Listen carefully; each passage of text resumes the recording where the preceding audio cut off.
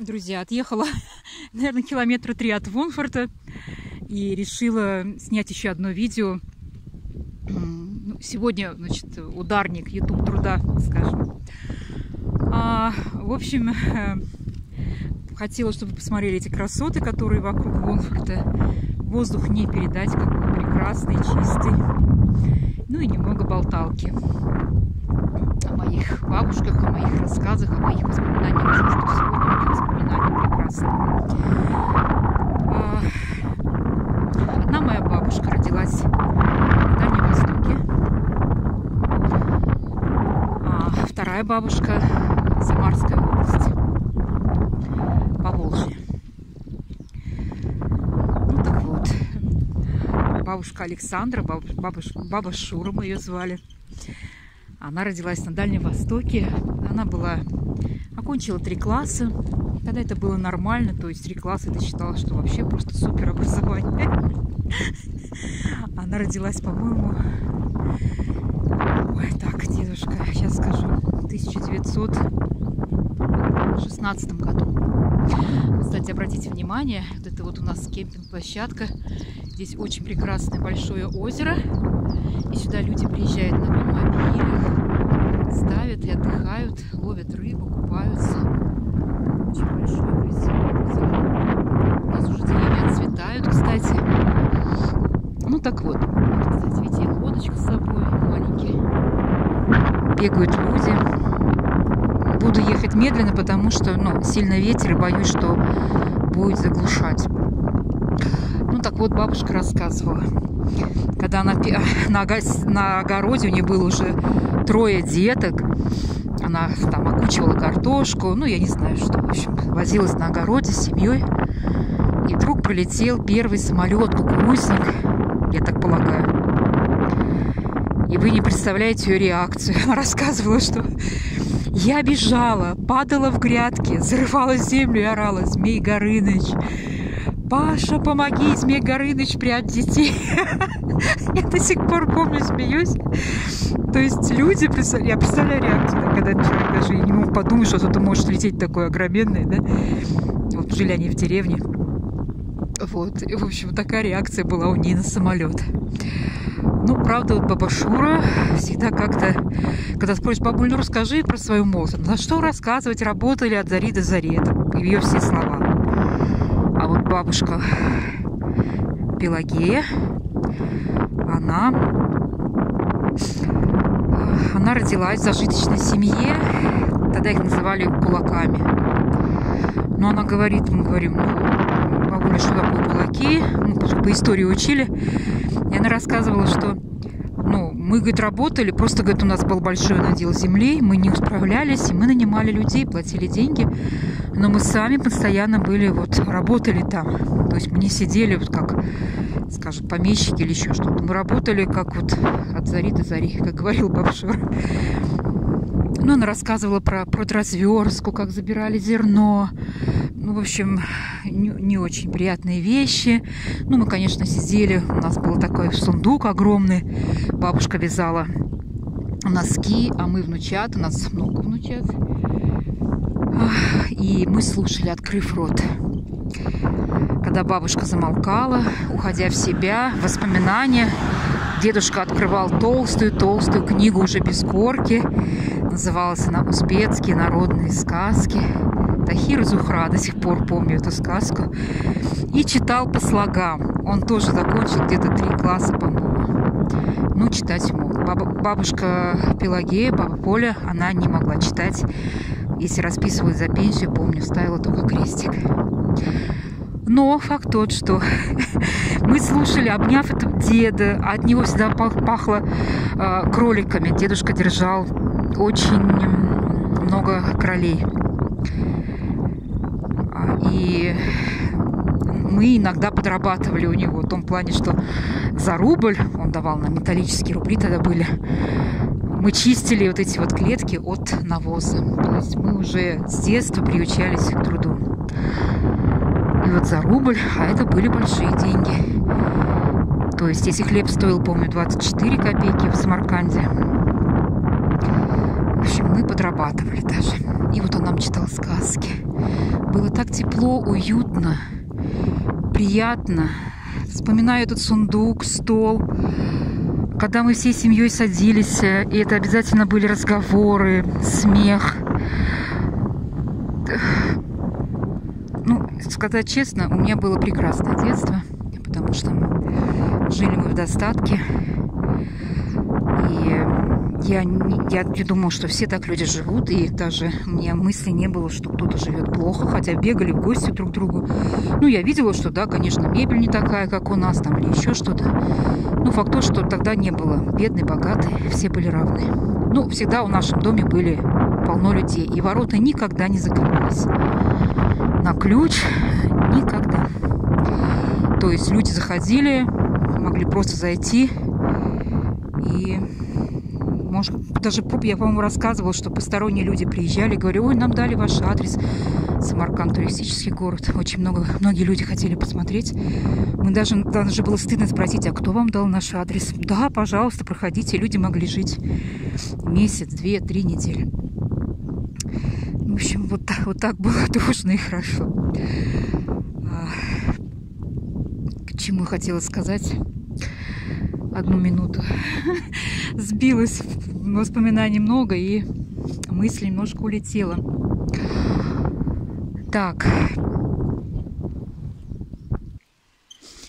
И я помню однажды историю. У моей мамы было очень много платьев. Тогда это был кремплин очень модный. Она шила себе очень много платьев. И которые она носила, они висели на вешалке, которые она уже так убирала, может быть, чтобы подзабыть, потом достать. Ну, не выкидывала, естественно. Они лежали у нас в отдельном месте. И однажды я услышала... Было очень жарко, лето очень жарко в Узбекистане. Но я до сих пор помню вот тепло солнца. Это просто... И помню, слышу, арба такая, и на ослике дедушка, и кричит: шарабара, шарабара, шарабара. И я понимала, что что-то люди там, то ли он скупал, то ли... Ну, я была ребенок. И я подумала, что это же, наверное, детям Африки нужно помочь. Мы проходили, что тут по истории, что все так плохо в мире. Но только у нас все хорошо, какие мы счастливые. И я сочла нужным вытащить 2 чемодана платьев маминых и отдать этому дедушке. Естественно, он ничего не понял. Ну, естественно, бесплатно. Возьмите. Все, спасибо. Ничего не надо. И опять забежала домой. Когда мама через полгода хватилась этих платьев, естественно, я не знаю. И только недавно я рассказала маме, что: мама, вот помнишь платье? Она, конечно, уже не помнила, но факт тот, что я призналась. Я не думала, что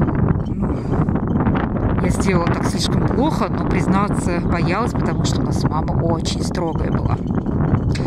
Очень строгая. Она держала нас прям в ежовых рукавицах, скажем так. Папа был душка, он такой мягкий. Папу любили все племянники. Маму немножко побаивались племянники. Но факт тот, что сделал такое доброе дело.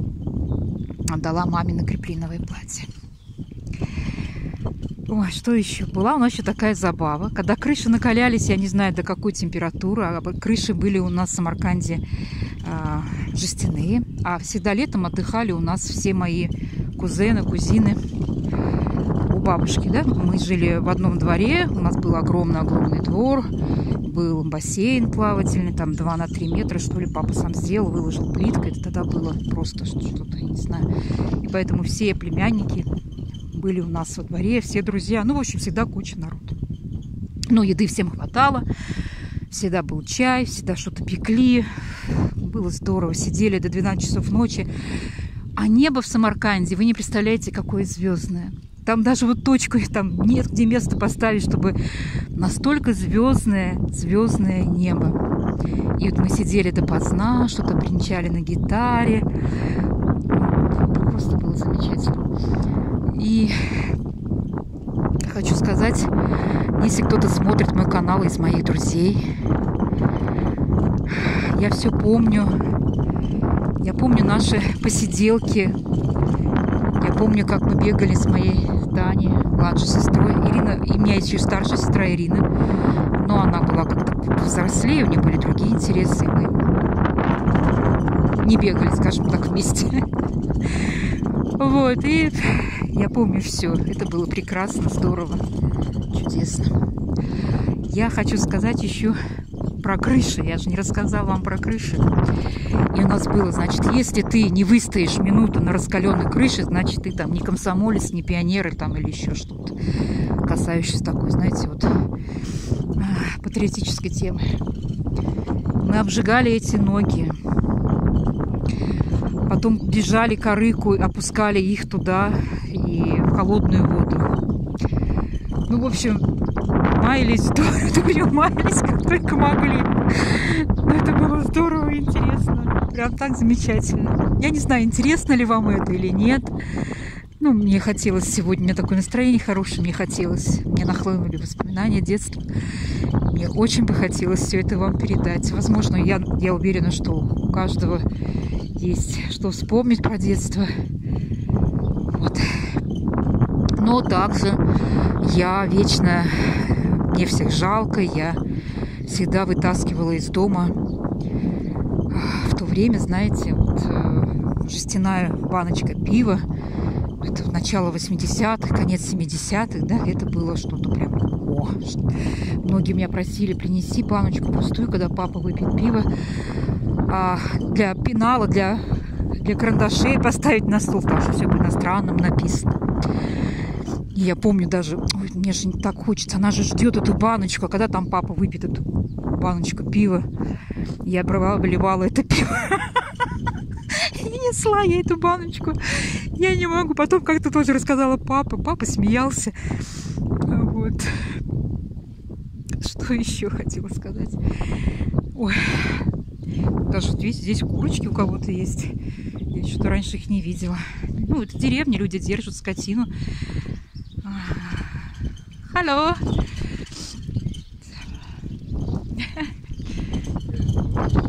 О! Сейчас я развернусь. Вот здесь у нас мороженицы держат люди, которые уже 20 лет прожили в Германии. Они из Казахстана, немцы, поздние переселенцы. На улице нет никого. Прекрасная погода. Нету солнца, но все равно прекрасно. Все цветет, пахнет. И сегодня прекрасная Пасха. Возможно, когда-то я смогу полететь в Самарканд, навестить могилки бабушек, дедушек.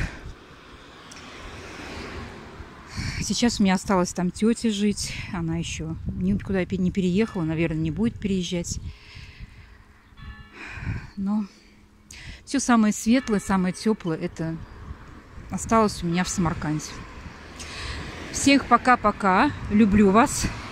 Сейчас вы послушаете, как наш храм бьет колокола. Вот. Но люди не идут в храм, потому что карантин. У нас немножко ослабили карантин. Открываются небольшие магазинчики. Вот, поэтому, думаю, сейчас будет все попроще. Ну все, люблю. Пока-пока. Мира и добра.